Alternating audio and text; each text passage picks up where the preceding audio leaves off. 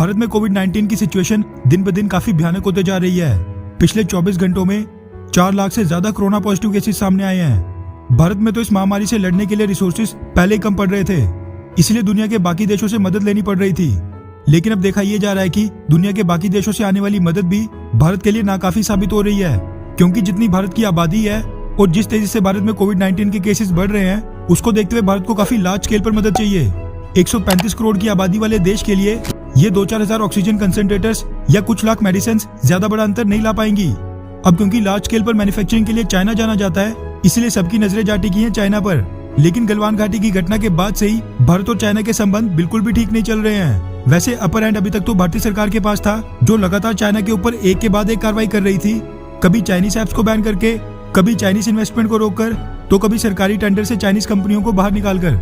लेकिन आज के समय सिचुएशन बिल्कुल उल्टी है और हमें चाइना से मदद लेनी ही पड़ रही है। अब ये जरूर बहस का विषय हो सकता है कि क्या भारतीय सरकार को चाइना से मदद लेनी चाहिए या फिर नहीं, मगर जिस तरह के हालात और मेडिकल इमरजेंसी भारत में चल रही है, उसको देखते हुए तो चाइना ही एक विकल्प बचता है। हालांकि चाइना की तरफ से विदेश मंत्री वांग यी और प्रेसिडेंट शी जिनपिंग दोनों ने ही भारतीय सरकार को मदद का ऑफर दिया था, लेकिन भारतीय सरकार ने आधिकारिक तौर पर यह कभी नहीं बताया कि भारत चाइना से मदद लेगा या फिर रिजेक्ट कर देगा।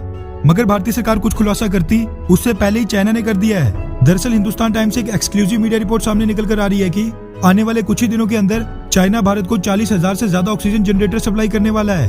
हिंदुस्तान टाइम्स की रिपोर्ट के मुताबिक भारत में चाइना के एम्बेसडर सुन वेई डोंग ने इस बात का खुलासा करते हुए कहा कि चाइनीज कंपनियां आज के समय दिन रात काम कर रही हैं ताकि जो इंडिया से 40,000 ऑक्सीजन जनरेटर्स की डिमांड आई है उसको टाइम से पूरा किया जा सके। उन्होंने बताया कि चाइना की कई ऑर्गेनाइजेशंस हैं जो प्राइवेट चैनल्स के माध्यम से भारत की मदद कर रही हैं। इसी के साथ चाइनीज एम्बेसडर ने एक और खुलासा करते हुए बताया कि चाइना के कस्टम्स डिपार्टमेंट के डेटा के मुताबिक 5,000 से ज्यादा वेंटिलेटर्स, 21,500 से ज्यादा ऑक्सीजन जनरेटर्स, 21 मिलियन यानी 2 करोड़ 10 लाख से ज्यादा मास्क और करीब 3,800 टन से ज्यादा मेडिसिन चाइना ने अकेले अप्रैल के महीने में ही भारत को सप्लाई की है।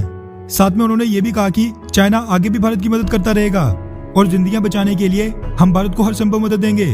वैसे ये भी अचंभे वाली बात है, पहले तो खुद ही चाइना ने गलवान घाटी की घटना में हमारे 20 जवानों की जिंदगी ले ली और आज वही हमें जिंदगी देने की बात कर रहा है। खैर, आगे एम्बेसडर सुन ने यह भी कहा कि भारत और चाइना दोनों देशों के हेल्थ एक्सपर्ट्स को भी एक साथ लाया जाएगा ताकि वो सब इस महामारी से लड़ाई में अपना अनुभव साझा कर सकें। अब ये चाइनीज एम्बेसडर की तरफ से बहुत ही बड़ा खुलासा है कि इतने बड़े नंबर में ventilators, oxygen generators, mask, medicine अकेले अप्रैल के महीने में ही भारत आ गया है, क्योंकि भारतीय सरकार तो बाकी देशों की तरह डायरेक्ट चाइनीज गवर्नमेंट से कोई भी मदद नहीं ले रही है। इसीलिए ये सारी चीजें भारत के traders, hospital chains, pharma industry और इम्पोर्टर्स एक्सपोर्टर्स ने चाइना से ऑर्डर किए हैं। अब इसको लेकर भी भारत में लोगों की दो राय हैं, क्योंकि आज के समय भारत में डेली 4 लाख से ज्यादा कोरोना पॉजिटिव केसेस सामने आ रहे हैं। इसीलिए कुछ लोगों का मानना है कि अब थोड़े समय के लिए दुश्मनी छोड़कर जो भी मदद चाइना से ले सकते हैं वो ले लेनी चाहिए। तो वहीं कुछ लोग ऐसे भी हैं जिनको इस मुश्किल की घड़ी में भी चाइना से किसी भी प्रकार की मदद नहीं चाहिए। अब आप इस बारे में क्या सोचते हैं? क्या भारतीय सरकार को चाइना से मदद ले लेनी चाहिए या फिर खुद ना लेकर बस भारत के प्राइवेट प्लेयर्स को लेने देनी चाहिए? नीचे कमेंट करके अपनी राय जरूर बताएं। अच्छा सुनो, चैनल को सब्सक्राइब करो, उसके बाद घंटी बजा देना ताकि अगली वीडियो आपसे मिस ना हो पाए। Thank you.